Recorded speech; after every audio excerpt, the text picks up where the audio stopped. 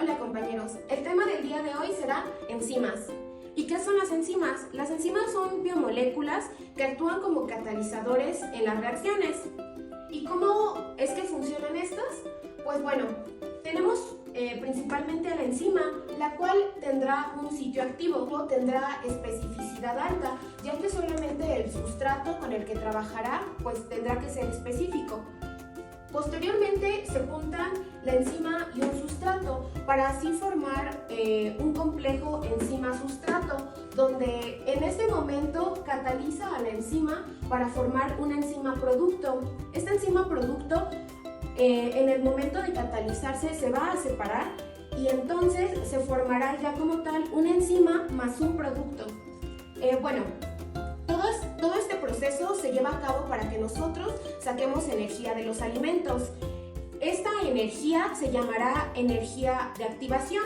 Esta energía será afectada por la temperatura y por el pH, ya que, por ejemplo, si tenemos una temperatura más alta dentro de la enzima sustrato, esta podrá desnaturalizarse o deshacerse. En el caso de que la temperatura sea más baja, esta se podrá inactivar o congelar.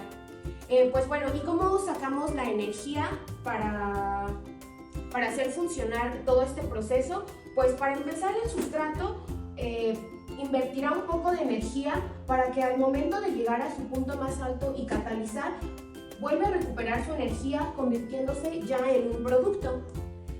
Sabiendo ahora ya cómo funcionan las enzimas, ahora ya sabemos que tienen especificidad alta, que son afectadas por el pH y la temperatura, tienen alta velocidad de reacción, bajo uso de energía y además, en su gran mayoría, utilizan el sufijo asa.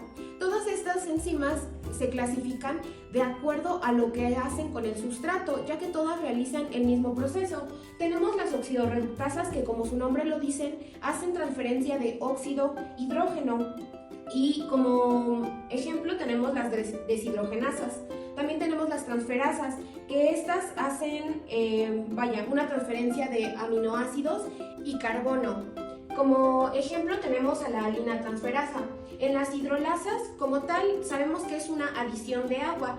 Y en esta tenemos como ejemplo la fumarasa. En las liasas, pues estas se encargan de hacer lisis, rompiendo la molécula sin agua. Como ejemplo tenemos el alcohol deshidrogenasa. Tenemos a las isomerasas, que estas se encargan de hacer isómeros, como su nombre lo dice, combinan estructuras en la molécula, y como ejemplo tenemos a la triosafosfato. Y por último tenemos a las ligasas, que estas se pegan directamente a una molécula de ATP y a otra de ADP para así realizar el proceso. Y como ejemplo tenemos la hexocinasa, que esta funciona también en la glucólisis.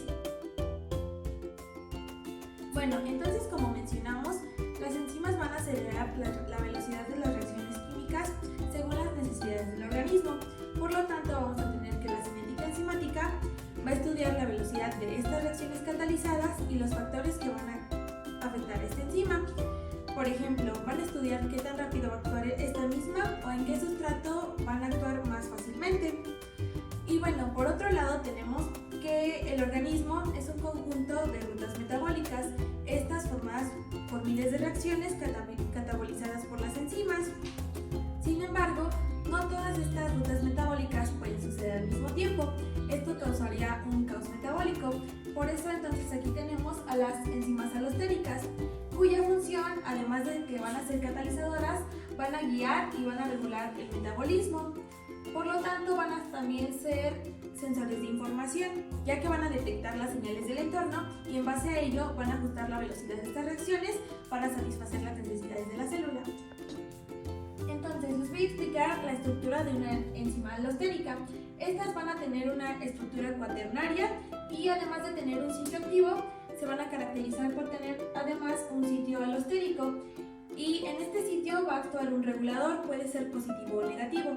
Bueno, dentro de la cinética enzimática vamos a tener un modelo muy importante, el modelo de Michaelis-Menten. Este nos va a permitir conocer la velocidad a la que se formará un producto y describirá el cambio de la velocidad de una reacción catalizada por una enzima.